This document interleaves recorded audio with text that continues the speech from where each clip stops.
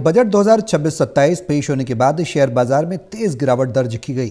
Promoters पर अतिरिक्त tax और फ्यूचर्स ट्रेडिंग पर बड़े टैक्स से निवेशकों की भी चिंता बढ़ी है। ये ट्रेड जो है उन पर भी टैक्स बढ़ गया, जिससे निफ्टी सहित बाजार दबाव में आ गया।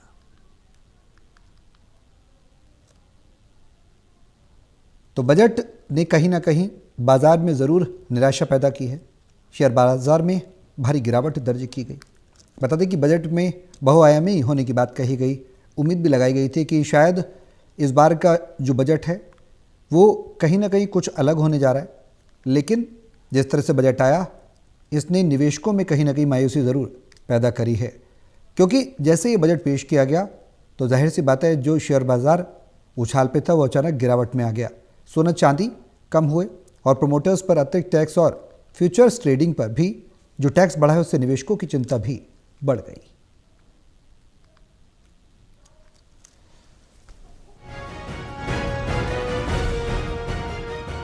वित्त मंत्री निर्मला सीतारमण ने संसद में 2026-2027 के लिए बजट पेश किया। बजट पेश किए जाने के बाद शेयर बाजार में भारी गिरावट हुई है। सबसे बड़ी गिरावट मार्केट के निफ्टी में आई है। प्रमोटर्स को एडिशनल टैक्स देना पड़ेगा। फ्यूचर पर बेट पर भी टैक्स बढ़ाया गया है। ये चीजें शेयर मार्केट को पसंद नहीं आई हैं, इसलिए मार्केट में भारी गिरावट आई है।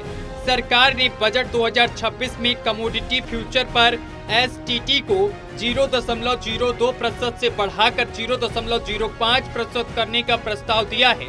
इस कदम से कमोडिटी डेरिवेटिव्स के लिए ट्रेडिंग लागत बढ़ेगी और फ्यूचर सेगमेंट में टर्नओवर और ट्रेडिंग सेगमेंट पर असर पड़ने की संभावना है, क्योंकि ट्रेडर बढ़े हुए टैक्स के जवाब में अपनी पोजीशन एडजस्ट करेंगे।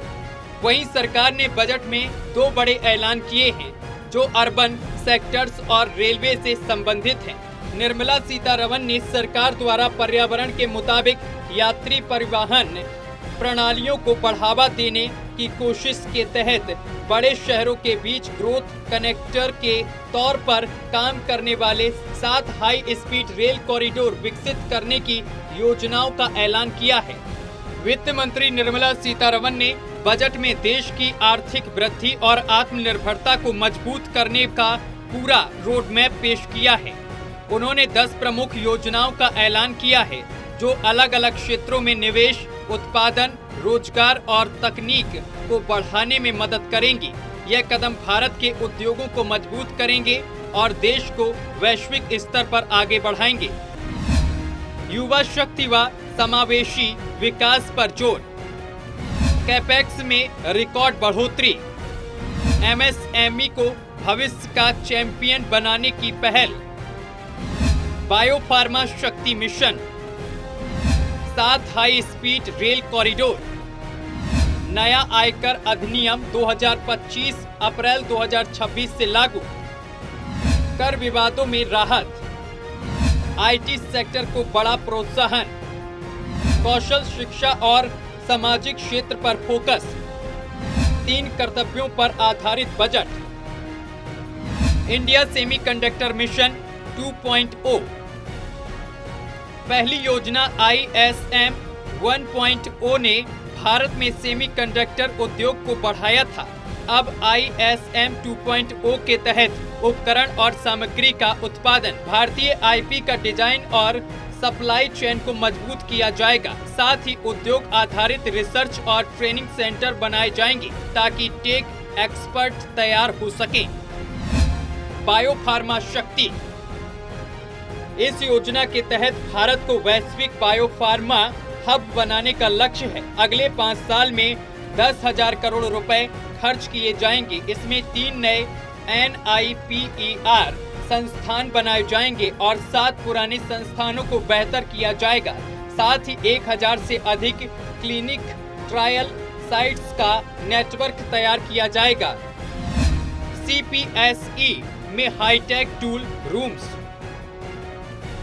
पूंजीगत उपकरण उत्पादन और गुणवत्ता के लिए जरूरी है।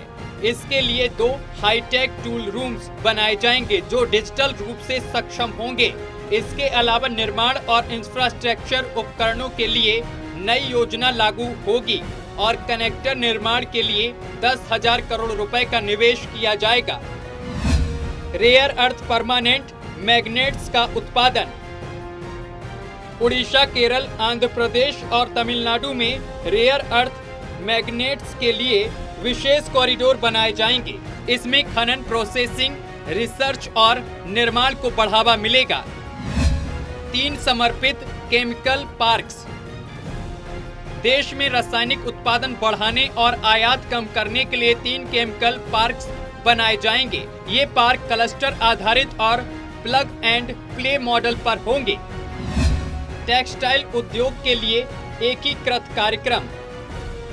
कपड़ा उद्योग के लिए 5 हिस्सों में योजना लागू होगी। नेशनल फाइबर स्कीम, रेशम, ऊन, जूट और नए फाइबर में आत्मनिर्भरता। टेक्सटाइल एक्सपेंशन स्कीम, मशीनरी और तकनीक का एडवांसमेंट। नेशनल हैंडलूम और हैंडीक्राफ्ट प्रोग्राम, बुनकरों और कारीगरों के लिए मदद। इस बजट से विकास की रफ्तार बनाए रखने, राजकोषीय अनुशासन मजबूत करने और ऐसे सुधारों की घोषणा की उम्मीद है जो वैश्विक व्यापार तनाव और अमेरिकी टैरिफ जैसे अर्थव्यवस्था को सुरक्षित रख सके। National desk, total TV.